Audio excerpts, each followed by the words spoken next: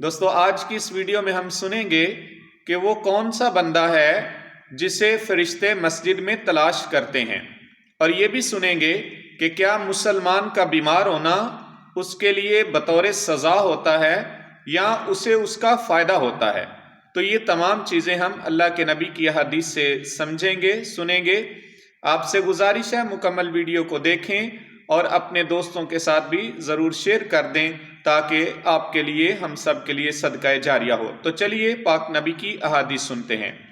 حضرت سیدنا ابن مسعود رضی اللہ تعالی عنہ سے روایت ہے، نبی پاک صلی اللہ علیہ وآلہ وسلم نے فرمایا کہ مومن پر تعجب ہے کہ وہ بیماری سے ڈرتا ہے۔ اگر اسے معلوم ہوتا کہ اس کے لیے بیماری میں کیا ہے تو وہ ساری عمر بیمار رہنا ہی پسند کرتا۔ پھر پاک نبی صلی اللہ علیہ وآلہ وسلم نے اپنا چہرہ مبارک آسمان کی طرف اٹھایا اور مسکرانے لگے، تو پوچھا،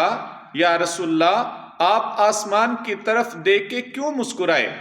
تو پاک نبی صلی اللہ علیہ وآلہ وسلم نے فرمایا کہ میں دو فرشتوں پر حیران ہوں کہ وہ دونوں ایک بندے کو مسجد میں تلاش کر رہے ہیں جس مسجد میں وہ نماز پڑھا کرتا تھا۔ پھر پاک نبی صلی اللہ علیہ وسلم نے فرمایا جب انہوں نے اسے نہیں پایا تو اللہ کے پاس لوٹ گئے اور اللہ کی بارگاہ میں جا کے عرض کی، اے مولا، تیرا وہ بندہ کہ جس کے ہم اعمال دن اور رات میں لکھا کرتے تھے، مولا ہم نے دیکھا کہ تو نے اسے آزمائش میں مبتلا کر دیا ہے۔ تو اللہ پاک فرماتا ہے کہ میرا بندہ دن اور رات میں جو بھی عمل کرتا تھا اس کے لیے وہ عمل لکھو اور اس کے اجر میں کمی نہ کرو جب تک وہ میری طرف سے آزمائش میں ہے، اس کا ثواب میرے ذمے پہ ہے۔ تو پیارے بھائیوں، اگر کوئی مسلمان بیمار ہوتا ہے تو یہ بھی اس کے لیے نفع ہی کی بات ہے کہ اللہ پاک اس کے اعمال جو وہ تندرستی کی حالت میں کرتا ہے ان میں کمی نہیں کرتا، بلکہ اس کے علاوہ اللہ مزید بیمار کو کیا عطا فرماتا ہے وہ دوسری حدیث میں سنیں۔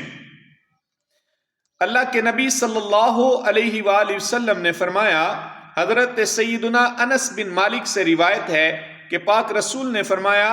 جب اللہ پاک کسی مسلمان کو جسمانی تکلیف میں مبتلا کرتا ہے تو فرشتے سے فرماتا ہے جو عمل یہ بندہ تندرستی کی حالت میں کیا کرتا تھا اس کے لیے وہی لکھو۔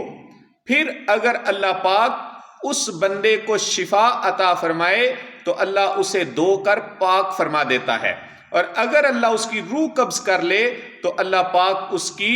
مغفرت فرما کے اس پہ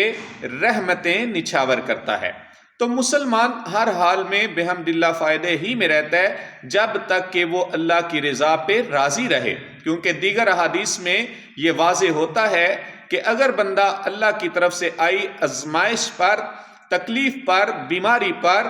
راضی رہتا ہے، واویلا نہیں کرتا،